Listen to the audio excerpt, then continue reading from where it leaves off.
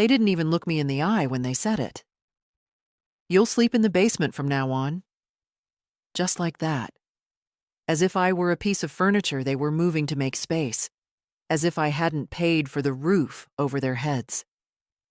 It was a Tuesday evening, just after dinner. They didn't even wait for the plates to be cleared. Danielle stood near the kitchen doorway, arms folded like she'd been rehearsing her line. Evan, my son, sat at the table, pretending to read something on his phone. "We're turning your room into a workspace," she said, like it was already decided. "It's closer to the bathroom down there anyway. Easier for you." I didn't answer. Not right away. I stared at the fading tulip pattern on the tablecloth. The same one I'd bought 20 years ago, back when this house was mine in name and spirit. Before I handed it over, no, gifted it, to them when they were drowning in debt. Danielle was 3 months pregnant then. They needed help. "Only until we get back on our feet," Evan had said. That was 12 years ago. "I see," I finally said. It was all I could manage. They mistook my silence for agreement. Danielle started explaining how they'd cleared the basement space, even bought a rug to make it cozy. Cozy. A cement floor, one small window facing the garbage bins, and a ceiling that groans every time someone walks overhead. They didn't ask if I was okay with it. They didn't care. Evan just nodded occasionally, still scrolling, like he couldn't even be bothered to look up while his wife demoted his mother to the basement. I went downstairs that night without a word. The air was thick with the smell of mildew and old paint. A twin mattress had been pushed against the wall. My dresser, the one my father built with his own hands, was gone, replaced by a plastic folding table. My things, books, photographs, even the knitted blanket I always kept at the foot of the bed, were piled in a corner, boxed like I'd died. I didn't sleep. Not really. My back ached. My knees protested every time I moved. But it wasn't the body that kept me awake. It was the quiet. The kind of quiet that fills you with noise. Memories, disappointments, conversations you should have had years ago. I stared at the ceiling, the bare bulb casting shadows that danced with every creak above. It wasn't even anger I felt. Not yet. That would come later. What I felt was something else. A crack inside me, deep and cold. A clarity. They had made their choice. They had drawn the line. And for the first time in a long time, I decided to draw mine. By sunrise, I was dressed and upstairs making coffee. Danielle came into the kitchen in her robe, barely glancing at me. She poured herself some oat milk and scrolled through her phone. I said nothing. Not a word. I made my list in silence. Room measurements, storage options, tenant platforms. I hadn't handled online ads before, but I raised 2 kids before Google existed. I'd figure it out. When Evan finally emerged, he nodded in my direction like he was doing me a favor. "You sleep okay?" "Fine," I said. I didn't add that I'd already called my old friend Maeve, who used to rent out her upstairs rooms to college students, or that I'd already sketched out a floor plan for both bedrooms on the second floor, the ones they used, the ones I was about to put back into circulation. By noon, I had the listings drafted. Bright, airy upstairs bedrooms in quiet central neighborhood, shared kitchen, separate bath, female tenants preferred.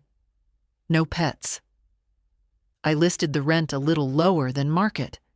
I didn't need the money. I needed the movement, the change, the control. Danielle left around midday to go work from the cafe. Evan locked himself in my bedroom for calls. I measured the hall. I wiped the windows. I vacuumed the rugs they never bothered to clean. I was still polite, still invisible. But not for much longer. The first message came before 5 p.m. "Hi, is the room still available? My name is Layla. I'm a grad student starting a teaching placement nearby." "Yes, Layla, it is. It absolutely is." I bought this house in 1987. It wasn't much back then, just a narrow 2-bedroom with creaky floors and wallpaper that peeled in the corners. But it was mine. I signed the papers alone, wearing my second-hand coat and shoes that pinched. Evan was 4 at the time. Danielle wasn't in the picture yet. Just the ghost of a future daughter-in-law I couldn't have imagined. I paid every mortgage check on time, even when the laundromat barely made enough to cover payroll. I painted the kitchen myself. I planted the rose bushes that still bloom along the front path. I replaced the roof twice. And when Evan lost his job, the second time, not the first, I offered them this place.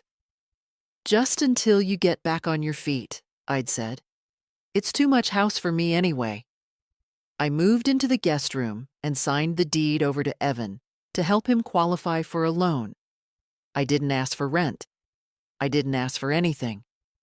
Now, nearly 15 years later, I sleep in a basement that smells like wet socks. I still remember the day they moved in, the way Danielle squealed over the fireplace, the way Evan hugged me so tight I nearly lost my breath. "Thank you, Mom," he whispered. "We won't forget this." But they did. They forgot. Or maybe they didn't forget. Maybe they just decided gratitude had an expiration date. I spent that afternoon answering messages from interested tenants. One was too young, another too loud. Then I got a call from a woman named Marcia, 42, recently divorced social worker. Needed a quiet place for 6 months while she got settled. No pets, non-smoker, references ready. We talked for 15 minutes. She said "ma'am" like she meant it. I liked her. When Danielle got home, she passed me in the hallway without a word. Her fingers clicked across her phone screen. "The internet's slow again," she muttered, mostly to herself. "Gotta call the provider." I smiled politely, thinking about how she'd react when her bedroom became someone else's by next week. That night, I didn't go down to the basement. I stayed in the kitchen, sipping tea and sorting through old mail. Evan walked in around 9. "Everything okay?" he asked, like I was a guest in my own home. "Lovely," I said. "Just catching up on some things." He didn't ask what things. Later, I opened the drawer by the fridge, the one they never touched, and pulled out the manila envelope. Inside was a copy of the original deed, the transfer agreement, and the last will I'd updated 6 years ago. My name wasn't on the title anymore. But my hand had built this house. And what my hands built, I could still reclaim in spirit. I lay in the basement that night, staring at the ceiling. Every step above echoed like a drumbeat. The heater kicked in with a wheeze. I pulled the old blanket over my legs and closed my eyes. I remembered the night Danielle told me, sweetly, that I shouldn't come into the kitchen while she was cooking, just to keep things simple. I remembered when Evan stopped calling me Mom and started saying Ruth. I remembered my birthday last year when no one brought a cake. I remembered everything. In the morning, I confirmed with Marcia. Move-in scheduled for Sunday. She'd take Danielle's room, the larger of the two. "I hope I'm not disrupting your family," she'd said gently on the phone. "Not at all," I replied. "It's time this house had a little respect in it again." By noon, I had a second tenant. Rosa, a nurse, early shift at the city clinic, looking for a place to sleep during the day and study at night. Quiet, respectful, kind. She'd take Evan's room, I printed out basic rental agreements. I booked a locksmith. I scheduled a deep cleaning. And still, no one upstairs noticed a thing. The basement had no clock, but I knew it was just after 6 a.m. when the pipes started their usual moan. Someone upstairs flushed. Then the thud of heavy feet across the floorboards. Evan heading for the shower. Danielle's voice floated down a moment later, annoyed about something. The weak bulb above me buzzed in rhythm with my thoughts. I hadn't unpacked.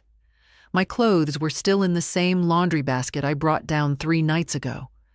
I kept them folded. I refused to let this place rearrange me. The mattress sagged in the middle. My back ached from it, but I made the bed carefully each morning anyway. Old habits. There were no windows to speak of, only a high slit near the ceiling that let in a dull gray stripe of daylight. I could see the base of the trash bins through it.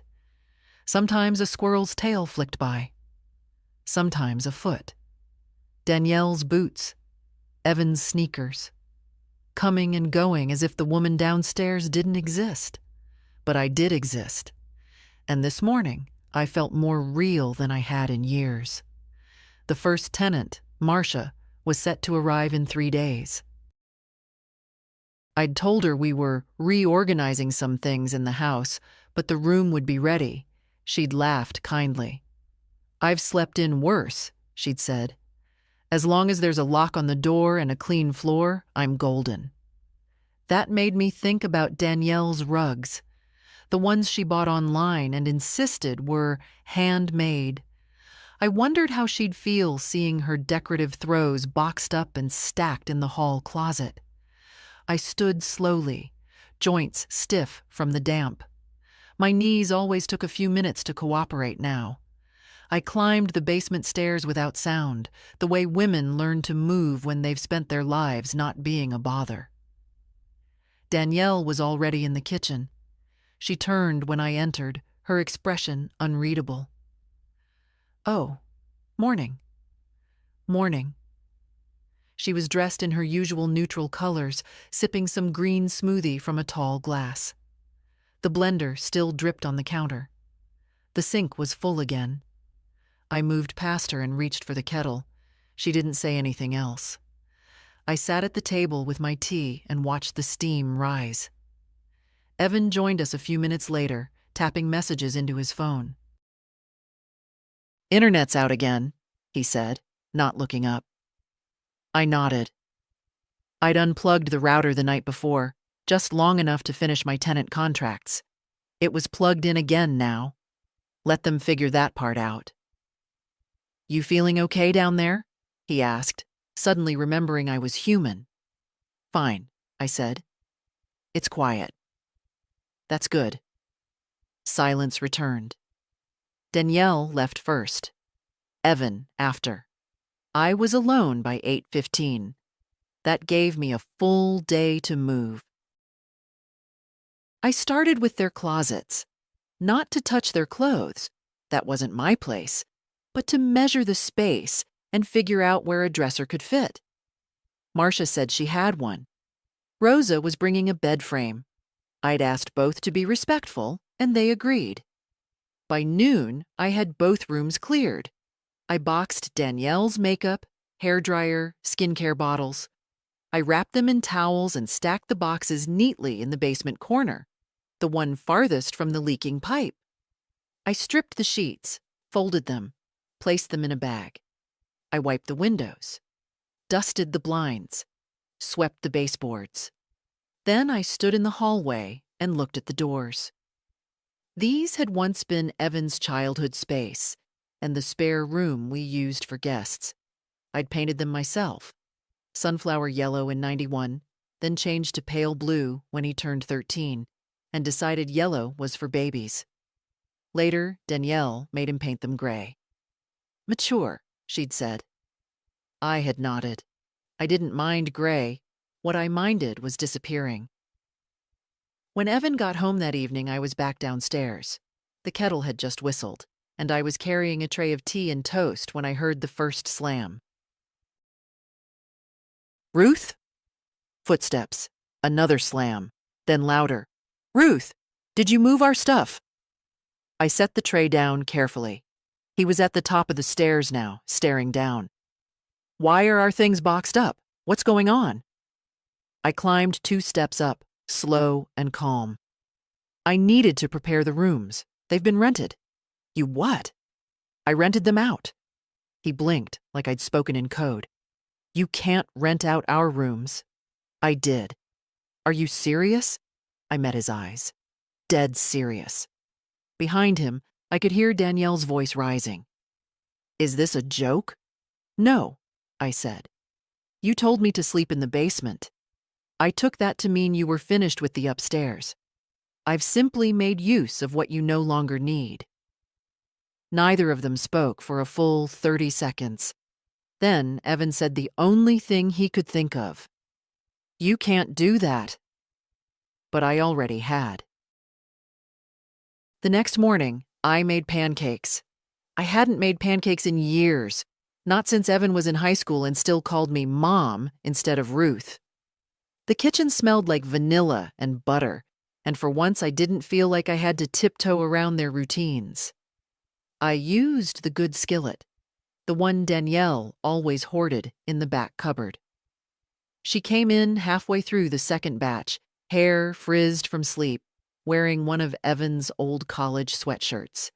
She froze at the threshold, blinking at the stovetop. What's all this? Breakfast, I said simply. She hovered, then moved to the fridge.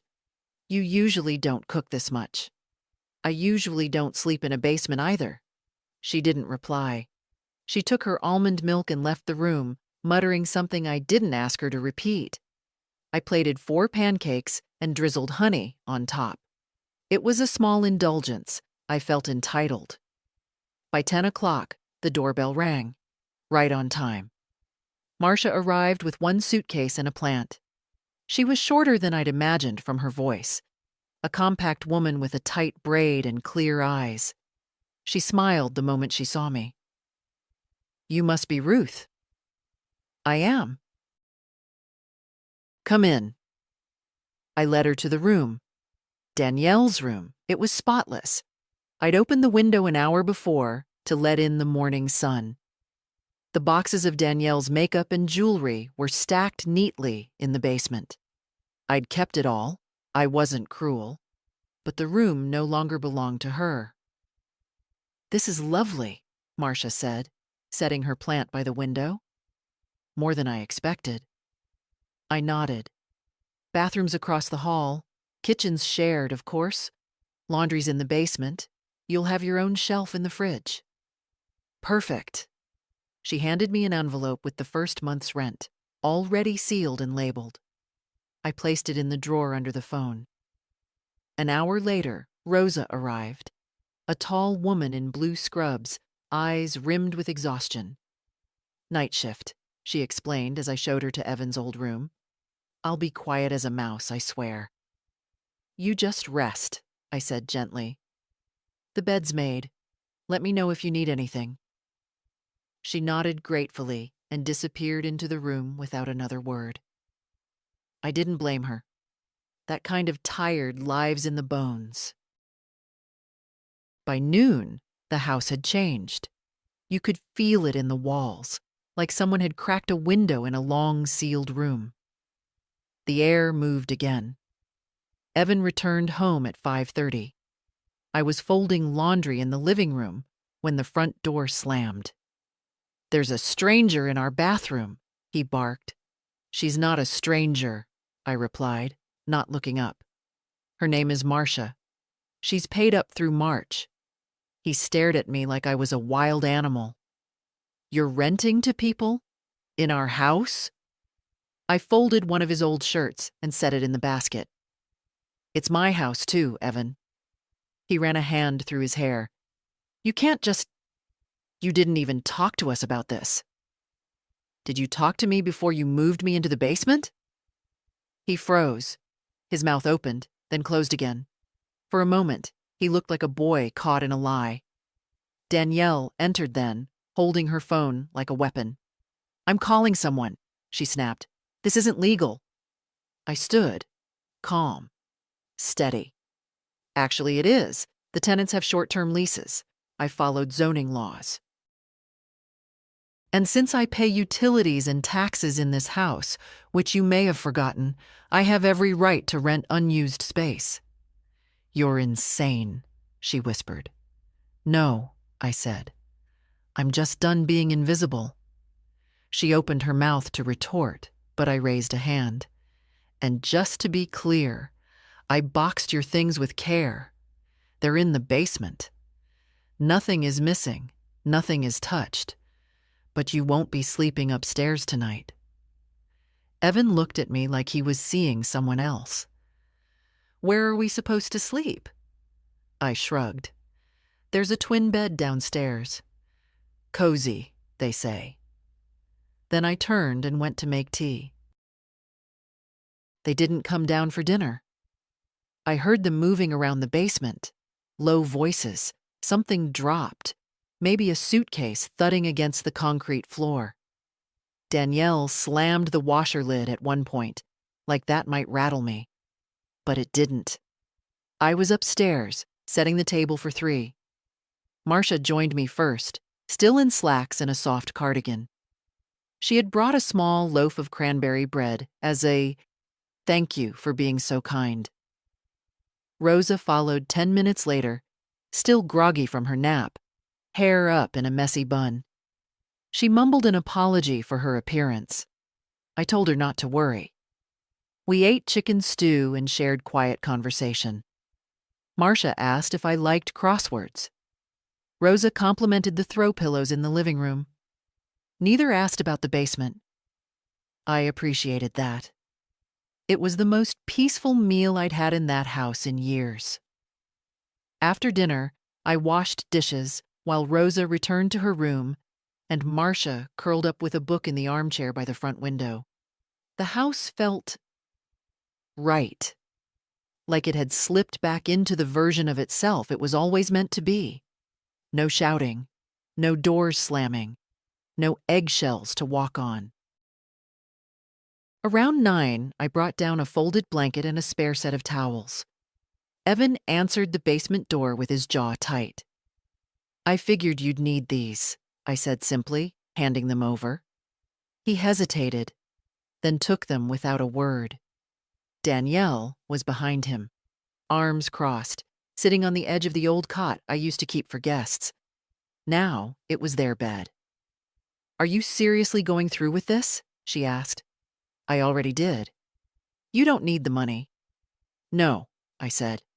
But I do need my dignity, and my space, and maybe a little peace. She scoffed. This is petty. No, I replied evenly. What you did to me was petty. This is correction. I turned and climbed the stairs before she could reply. That night I slept in my own bed. Not the one in the basement. Not the twin mattress they gave me like a dog crate. No. My original bed. In my original room, with the windows cracked just enough to hear the breeze. Danielle's perfume still lingered faintly on the curtains. I didn't mind. It would fade. By morning, the mood in the house had shifted. They stayed in the basement longer than usual. I could hear them whispering, strategizing. But when I passed them in the kitchen around noon, on my way out to the porch with a book, Evan only nodded stiffly. Danielle, as expected, ignored me. I sat on the porch swing, watching the neighbor across the street wrestle her trash bins into line. Maeve, my friend since 1962, waved and came over. I heard you've got tenants, she said with a smirk. I do, I replied, flipping a page. Good ones? Very. She paused, then leaned closer. So, what happened? They told me to sleep in the basement. Maeve's eyebrows nearly disappeared into her hairline. They what? I just smiled. She let out a low whistle. Well, looks like someone finally lit their own match. Later that afternoon, Rosa left for her shift and Marcia took a walk to the bookstore. I cleaned the kitchen, took out the trash, and sent in the rental applications for a longer lease. Both women had expressed interest. I saw no reason to delay. That evening, Evan knocked on the living room door. Not barged in, knocked. "Can we talk?" I nodded. He sat, awkward, like he was trying to remember how chairs worked. "We didn't mean to hurt you," he said. I tilted my head. "We just thought—" He exhaled. "We thought you'd be more comfortable down there. It's quieter. You know, out of the way." I looked at him. Really looked. "That's the point, Evan. Out of the way." He swallowed. "I didn't want things to come to this. Neither did I. I guess we just took you for granted." "You did." He was quiet a long time.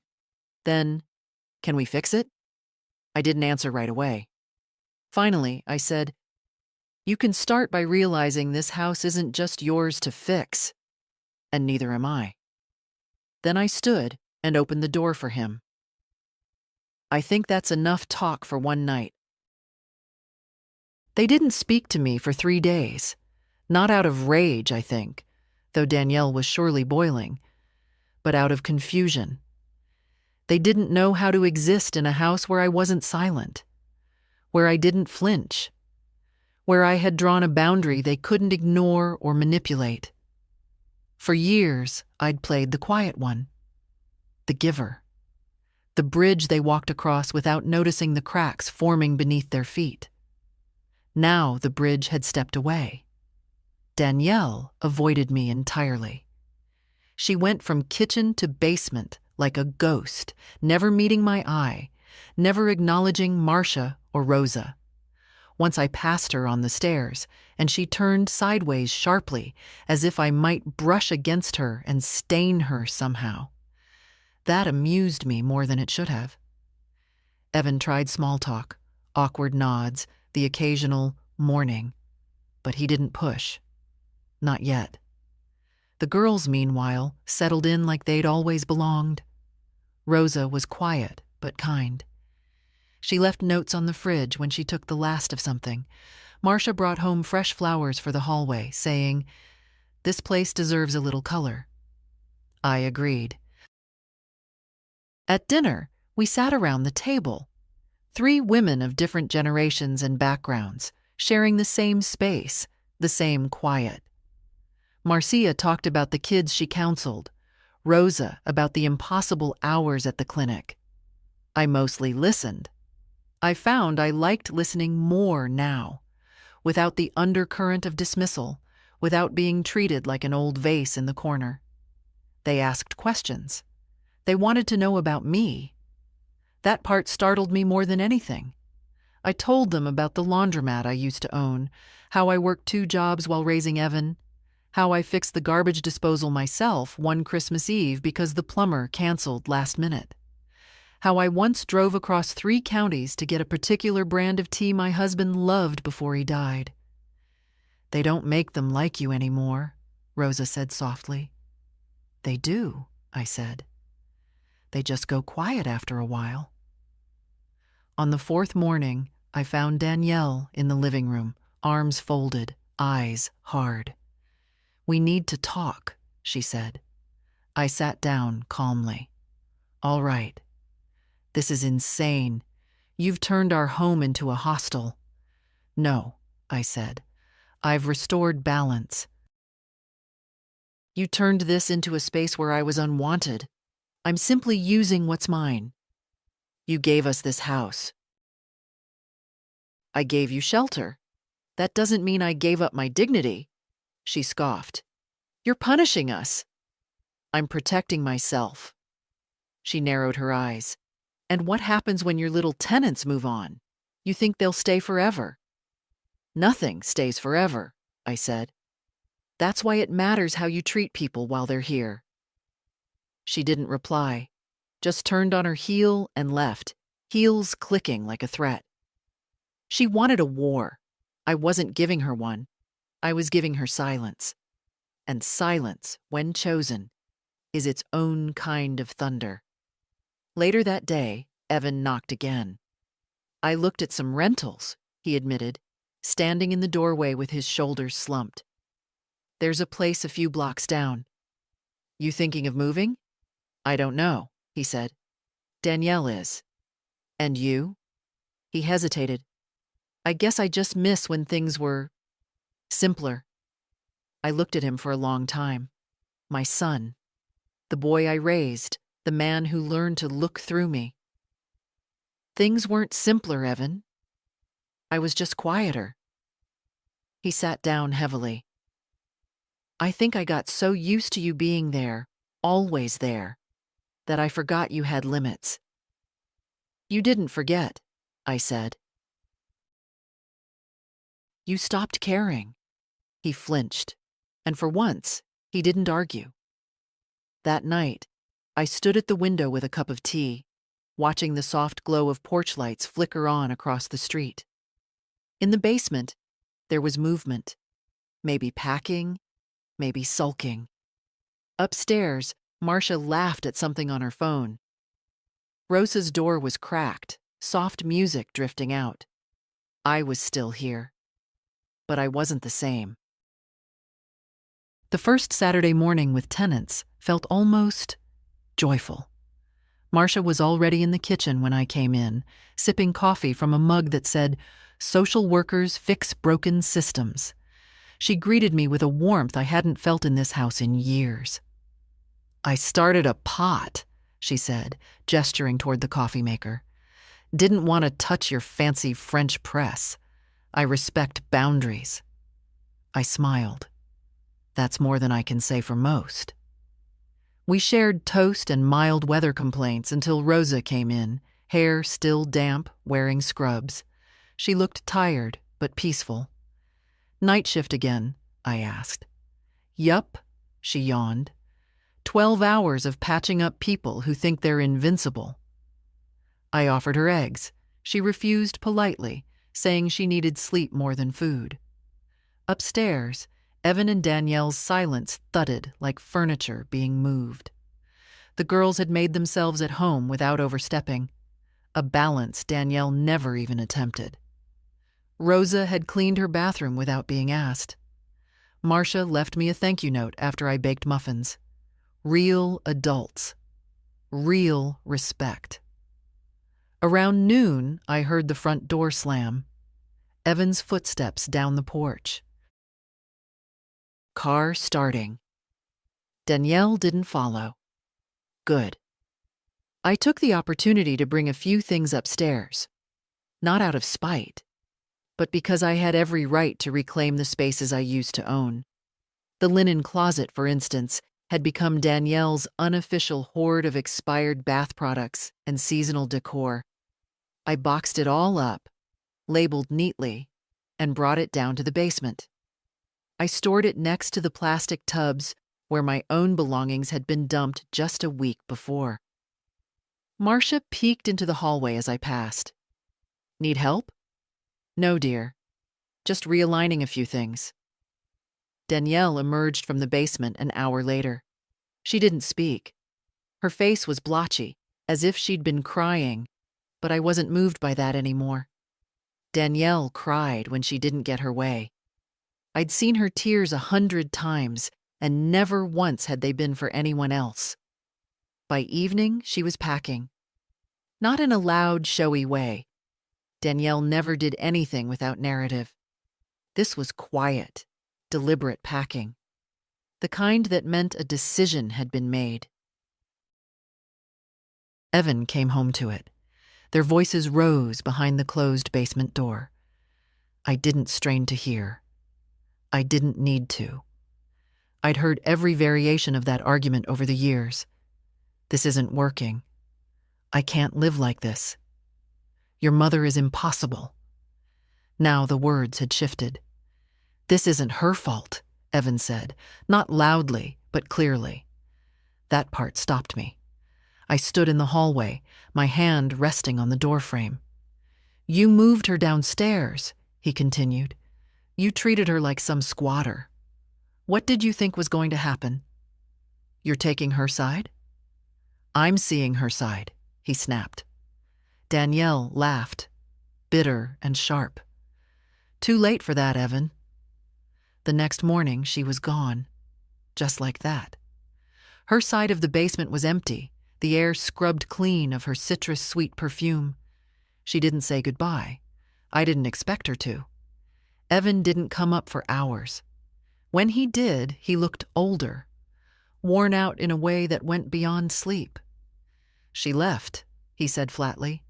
I know. She said she needs space to think. Give her space, then.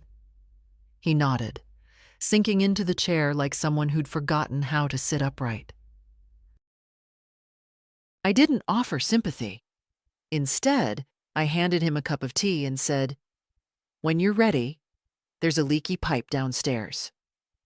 I'd appreciate you fixing it. He blinked, then nodded again. Yeah, I can do that. And for the first time in a very long while, he meant it. It was remarkable how quiet the house became after Danielle left. Not just in the obvious ways. Fewer slamming doors, no blender roaring before sunrise, no high-heeled steps echoing down the hall, but in the energy. The air settled. No tension clinging to the corners. No sense that I had to brace for some offhand remark or cutting glance. Evan moved like a man slowly waking up in his own skin. He didn't apologize again. He didn't grovel. But he picked up a wrench and fixed the leaky pipe in the basement by noon. He ran to the store for caulk and came back with tulips, clumsily wrapped like an afterthought. Thought they might look nice on the porch, he said, not quite meeting my eyes. They do. That was enough. I didn't need an apology wrapped in guilt or tears. I needed action, respect. He was learning. Marcia helped me rehang the curtains in the upstairs hallway that afternoon.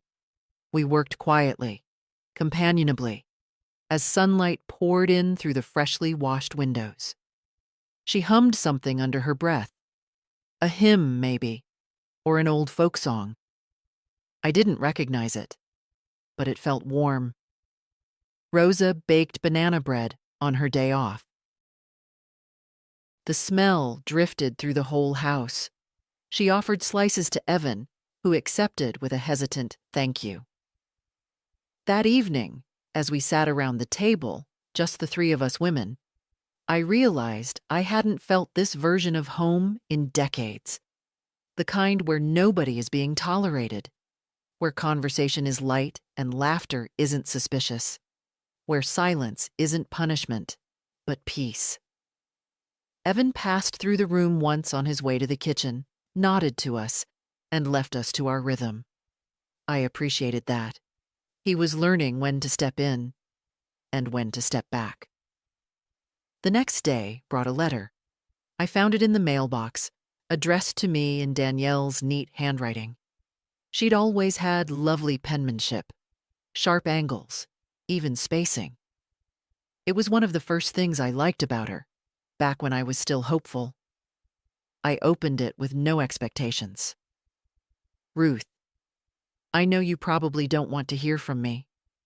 That's fair. I don't know how to make sense of everything that's happened. I keep trying to explain myself, but it sounds selfish even in my own head. Maybe I was scared of you.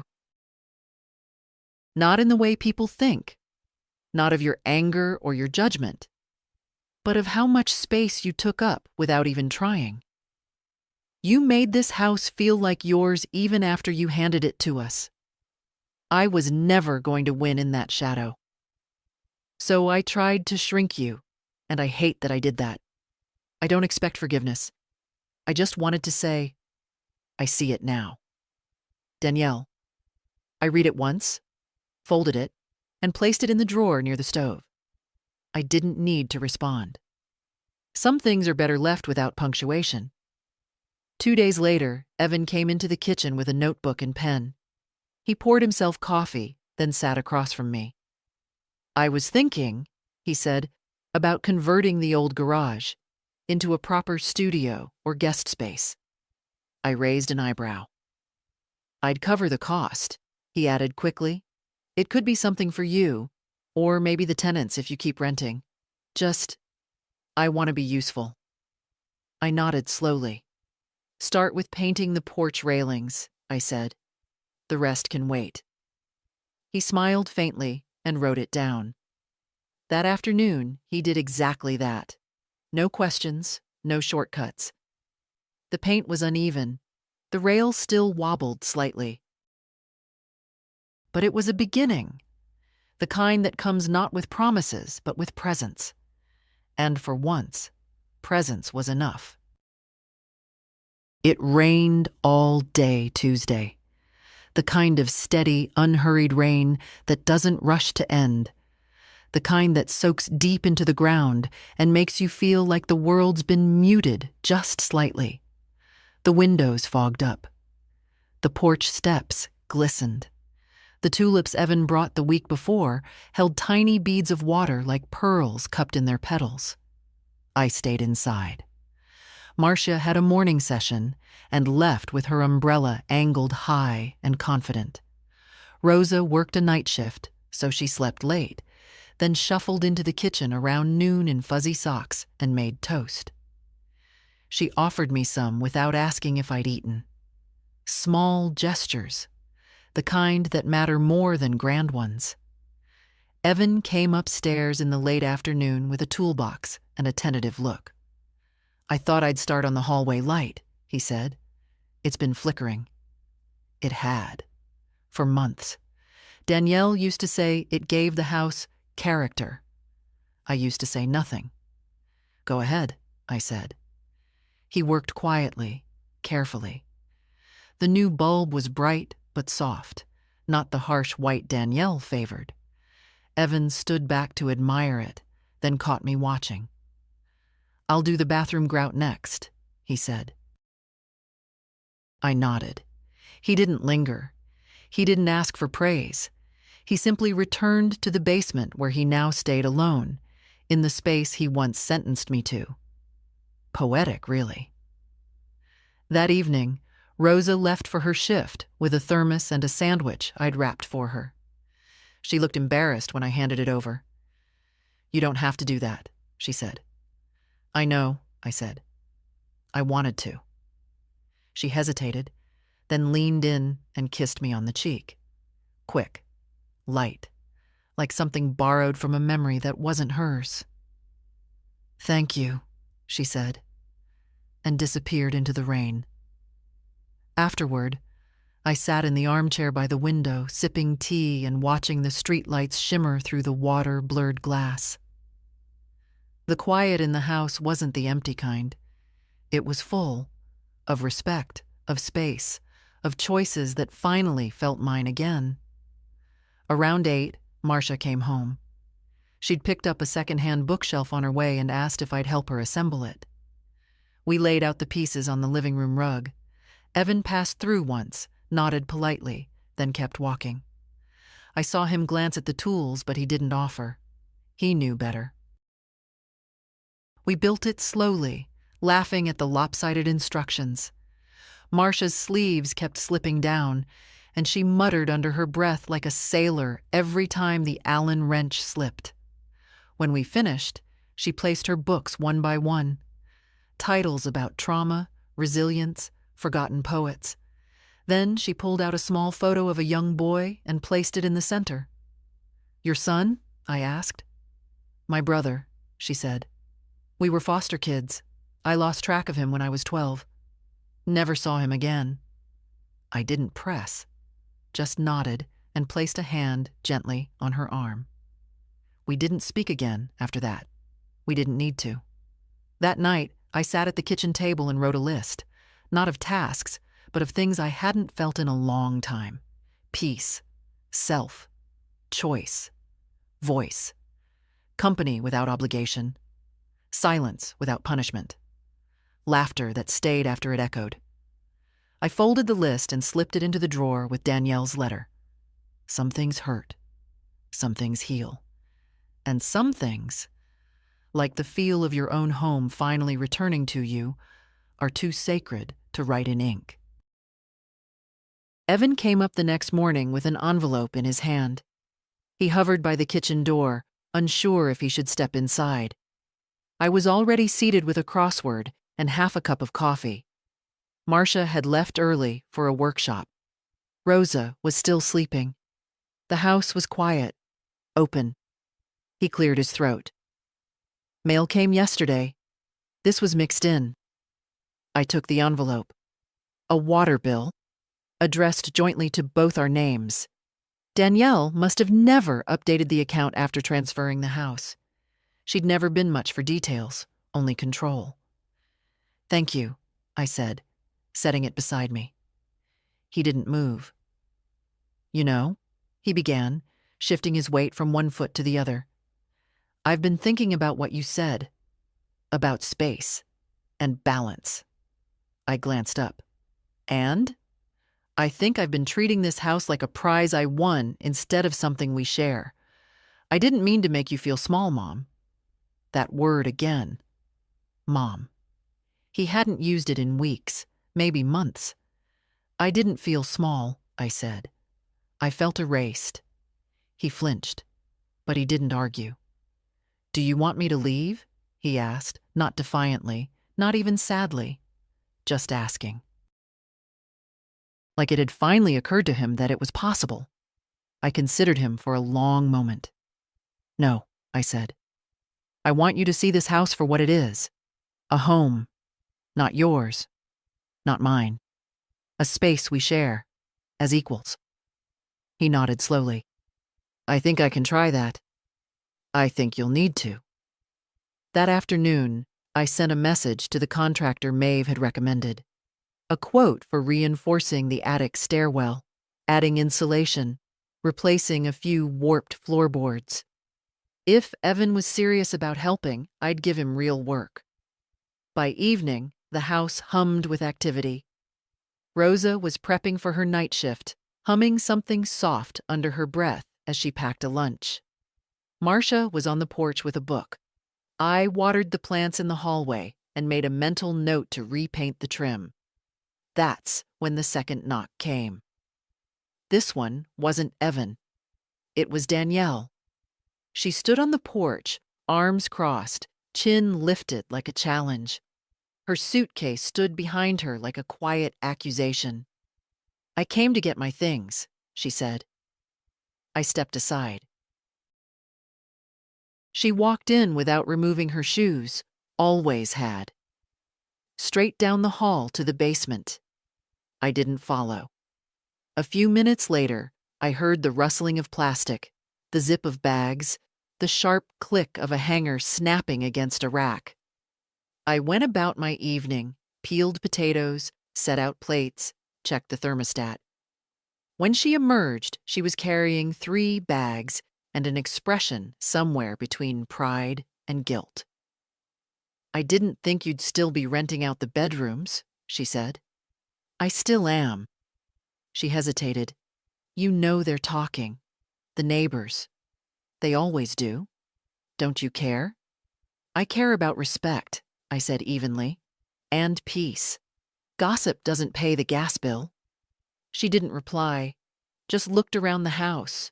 The cleaned windows, the polished table, the bookshelf Marcia had filled with her paperbacks. "I didn't think you'd really go through with it," she murmured. "I know. I thought you'd yell, maybe cry, maybe beg." "I don't do that anymore." Danielle stood very still.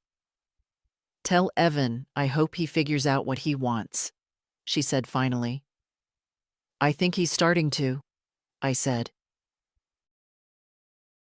"But you'll have to tell him that yourself." She nodded, then quieter. "You're not the same woman I moved in with." "I am," I said, meeting her eyes. "You just never looked closely enough." Danielle walked out into the dusk with her suitcase and a face I didn't recognize.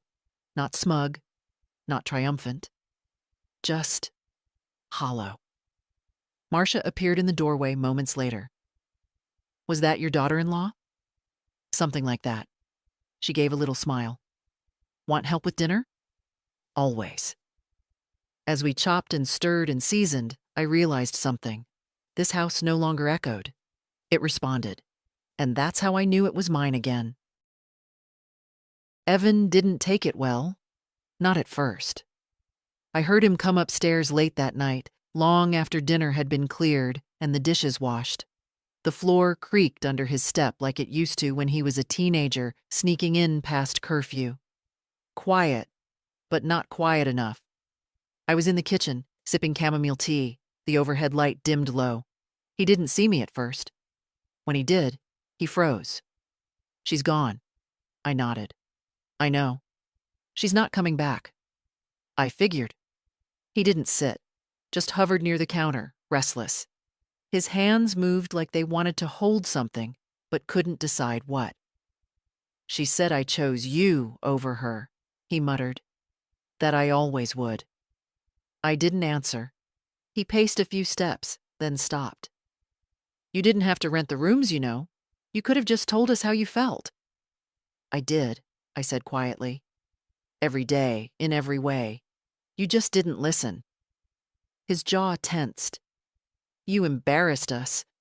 Inviting strangers into the house." "No," I interrupted. "I reclaimed what was mine. And you know what's truly embarrassing, Evan? Being told to sleep next to exposed pipes while your son and his wife spread out in the rooms you built with your hands. That's embarrassing." The air between us pulsed. He didn't respond. Finally, he turned toward the hallway. "This can't go on forever, Mom. You know that." "No," I said, setting my teacup down gently. "But it'll go on as long as I decide it should." The next morning, there was a knock at the door. Not gentle, not neighborly. Sharp. Intentional. I opened it to find a man in a windbreaker holding a clipboard. "Good morning. Mrs. Ruth Mackenzie?" "Yes." "I'm here regarding a complaint filed by one of the property owners at this address." He flipped the clipboard. "Allegations of illegal subletting." I almost smiled. "Come in," I said calmly. "Let me show you the paperwork." We sat at the dining table. Marcia offered him coffee, which he declined. Rosa poked her head out briefly, then disappeared. Evan lingered by the hallway, watching but saying nothing. I placed the leases on the table one by one. All under 30-day terms. All signed, witnessed. The home is owner-occupied, with shared facilities, zoned as a single-family residence with allowance for short-term adult tenants. He looked through the documents slowly, nodding. "You filed this paperwork yourself?" he asked. "I did. I also confirmed with the zoning office and consulted a housing attorney. Would you like his card?" The man looked almost sheepish. "No, ma'am. Everything appears in order." I stood. "Then I assume there's nothing further?" He rose as well. "No, ma'am. I apologize for the inconvenience." He glanced briefly toward Evan on his way out, then stepped into the morning sunlight and disappeared down the walk. The door closed with a soft click. Evan still stood there. "You called them?" I asked. He looked away. "I didn't think you'd go this far."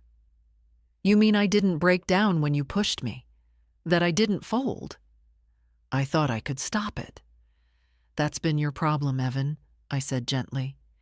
"You think everything is yours to stop, to allow, to control.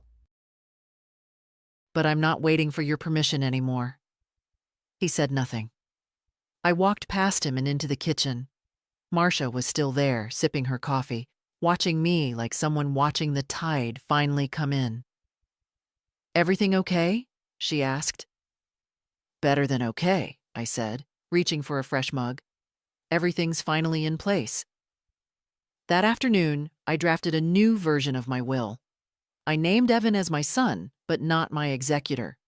I included a letter, not bitter, not scolding. just clear, honest. The kind of letter a woman writes when she's finally remembered who she is.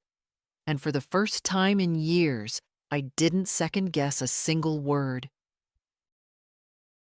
He waited until late that night to come upstairs again. I was in the living room folding towels. Rosa had left them in the dryer after her shift, and I didn't mind. I found something steady in the rhythm of it, in the way fabric folds into itself, in the warmth that lingers even after the machine has stopped. Evan stood in the doorway, hands buried in his pockets, eyes dark with something I couldn't name. Not anger, not shame. Something older. "Can I sit?" I nodded, without looking up. He sat on the edge of the sofa like it might reject him. "I read the lease agreements," he said quietly. "I went through the paperwork after you showed them to the inspector. Everything you did, it's legal." "I know." "I thought you were just bluffing, trying to scare us." I folded the last towel and placed it gently on the stack. "I was never bluffing," I said. "I was surviving." He swallowed hard. "I didn't mean to hurt you. But you did. I didn't realize. You didn't want to realize," I said. And my voice wasn't cruel, but it didn't soften for him either. Because it was easier that way. Easier to pretend I was just some old woman taking up space in your house. Easier to think I didn't feel it. The cold, the silence, the way you stopped saying good morning, the way Danielle rolled her eyes when I spoke, the way you let her. He stared at the floor. "You said you needed the house. You said it would just be a few years. And I believed you. I handed it over, Evan. I signed it away to help you. And do you know what you gave me in return?" He didn't answer. "A basement?" I said. "You gave me mold and pipes and a mattress like an afterthought, like a burden to store." He opened his mouth, but I held up a hand. "No, you don't get to explain yet. You get to listen." I stood, slowly. The room was quiet except for the soft hum of the refrigerator down the hall. "I was your mother before I was anything else. Before I was a homeowner, before I was widowed, before I was tired. I wiped your nose. I sold my wedding ring to pay for your braces. I walked to work so you could have the car for college. I did all of that without asking for a medal. But what I did expect eventually was respect." He looked up then, and I saw tears in his eyes. Not dramatic, not performative, just real, unfiltered. The kind that come too late. "I don't know when I stopped seeing you," he whispered. "I do," I said. "The day Danielle moved in. You made yourself small to keep her, and you made me smaller so she'd feel big. You shrank me, Evan, room by room, word by word." "I was afraid," he said, the words cracking. "Afraid of losing what we had." "You didn't lose what we had," I said softly. "You gave it away." He pressed his palms to his eyes. "I'm sorry." "I believe you." I sat again, the folded towels warm in my lap. "But being sorry doesn't undo it," I said. "You don't get to cry and go back to the beginning." "There is no beginning. There's only now." He nodded silently. "I don't hate you, Evan. You're my son. That's something no mistake can erase. But I won't erase myself anymore to make you comfortable." His breath hitched, but he didn't interrupt. "This house is mine again," I continued. "Not just in paperwork, not just in locks and leases, but in spirit. You're welcome here, but only if you walk through it like someone who understands what it means to belong without taking." "I want to try," he said, quiet as rain. "Then start with your room," I said. "It's been empty too long, and not just the walls." He looked at me like a child again. Not helpless, just human. That night, I heard him in the basement, opening boxes, clearing out space. By morning, the bed was made, the light was on, and the door was open. The house was quieter than usual the next morning, not the tense kind of quiet that used to settle like dust in every corner, but a lighter one. Clean. Final. Evan came into the kitchen while I was pouring water for the tea.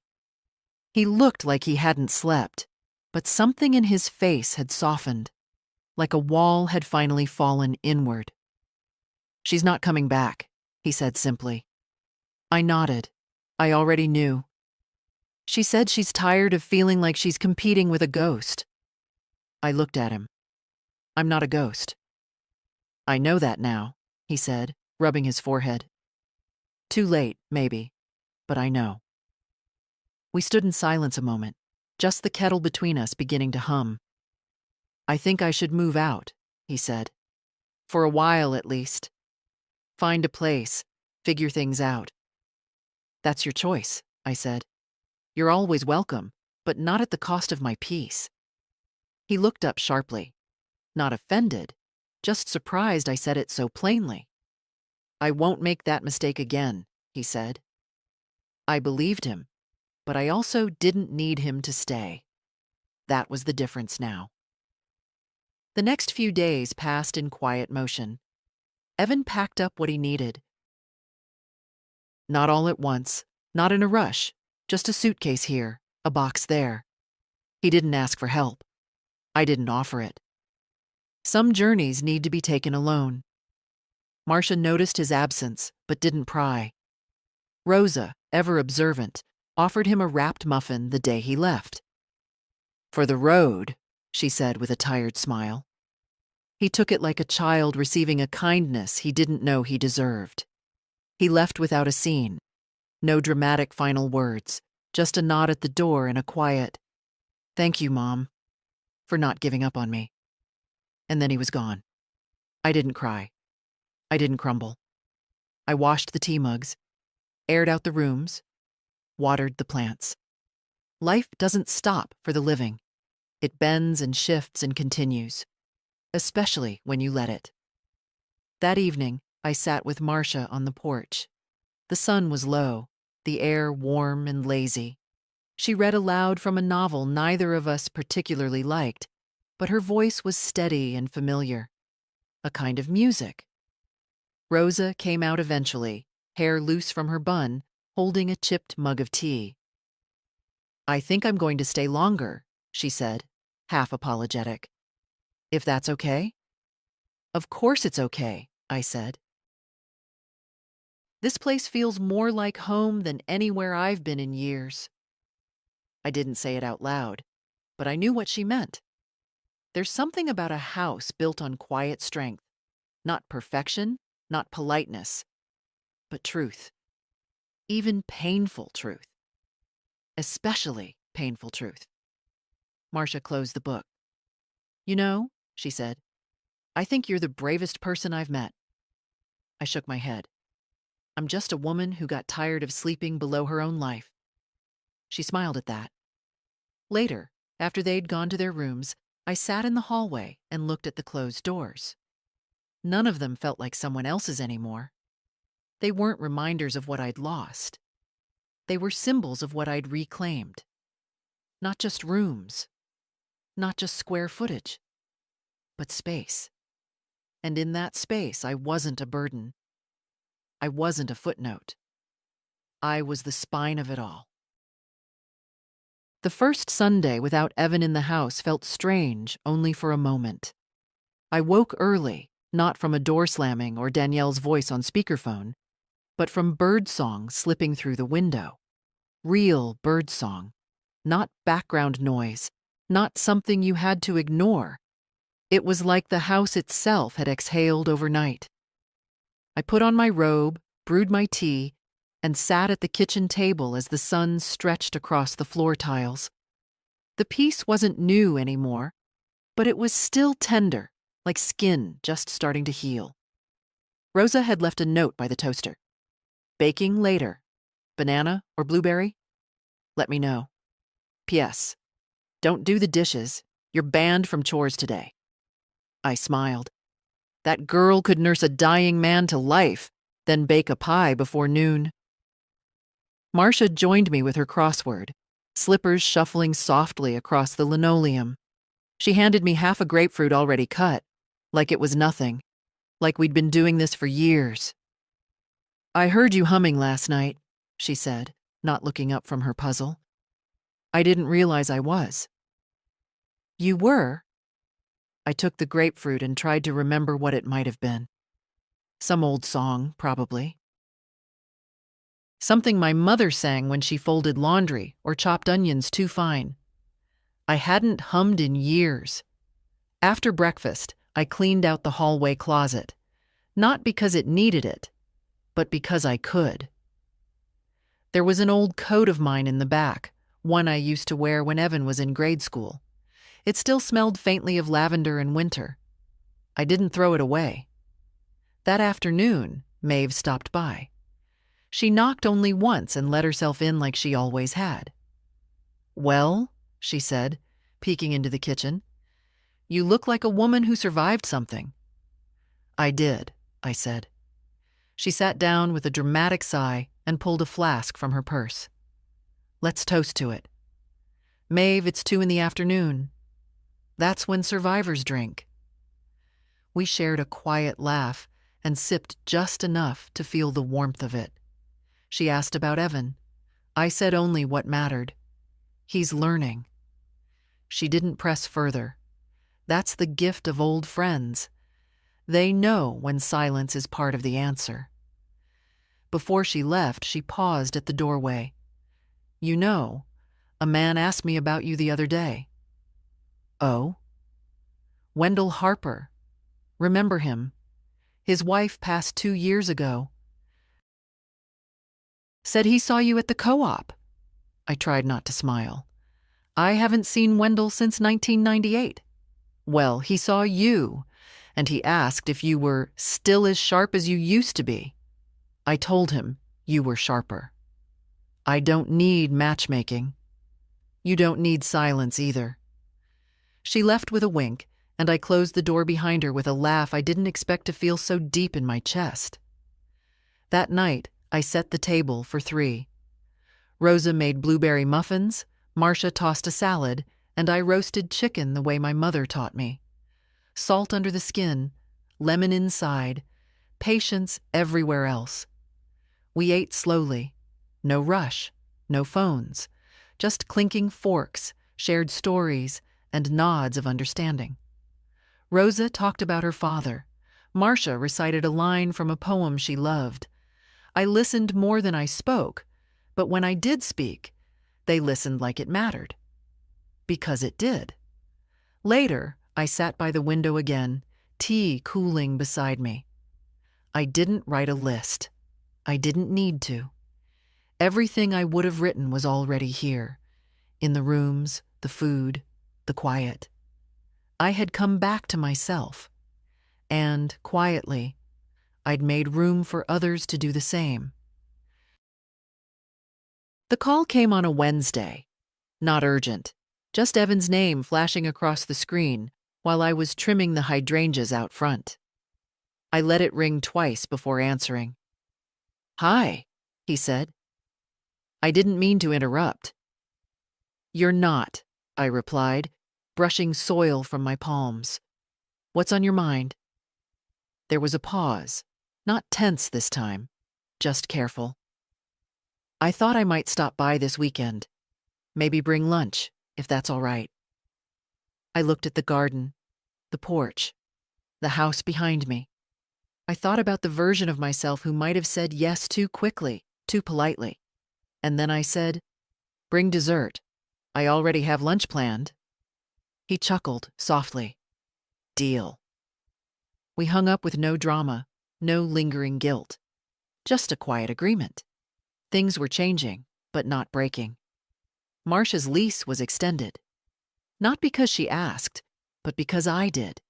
She'd become part of the rhythm here, like a second heartbeat in the hall. Rosa, too, settled in fully. We split the grocery list now. She taught me how to stretch my back in the mornings to keep the aches at bay. I taught her how to bake bread without measuring. It was a trade. One evening, I found a small envelope on the kitchen table. Inside was a drawing, pencil on paper, soft lines, and gentle shading. It was me, sitting in the window chair, holding a mug. Rosa's note on the back read, "This house gave me a place to breathe again. So did you." I tucked it into the drawer next to Danielle's letter, next to the old deed, next to the folded list I no longer needed to read. I kept those things not out of bitterness, but memory. The kind that reminds you how far you've come. Evan arrived Saturday with a box of pastries and a plant. "A peace lily," he said, a little embarrassed. Felt appropriate. We sat on the porch. He talked more than I did, but he didn't talk over me. He asked about the house, about Rosa's new shift schedule, about Maeve. He laughed when I told him Wendell Harper asked about me. "Are you going to call him?" "Maybe," I said. "Maybe not." He smiled, then got quiet. "You look good," he said finally. "I feel good." He nodded, but his throat worked like he wanted to say more. I let him sit in it. Before he left, he asked if he could come again next week. Not as a son looking for forgiveness, but as someone who'd finally learned how to knock. "You can," I said, "and bring something green. I'm redoing the porch garden." He grinned. "Deal." That night, I lit a candle in the hallway. A small ritual I'd picked up lately. Not for anyone else, just for myself. A reminder that light doesn't always have to be loud. It just has to stay. As the flame danced in the glass, I thought about everything this house had seen. The weight of silence, the cost of kindness, the echo of dignity returning like footsteps on old floors. I hadn't just rented out rooms. I had reopened a home, and within it, a life. A woman asked me last week if I ever got lonely living with strangers. "They're not strangers," I said. "They're people who see me." And maybe that's what we want most in the end. Not perfection, not praise. Just to be seen, to be heard, to be allowed. If you're reading this and you've ever been made to feel small by a partner, a child, a world too quick to dismiss you, let me say this clearly. You're still here. You still matter. And you don't have to sleep in anyone's basement again. If this story moved you, share it. Leave a comment. Let someone else know they're not alone.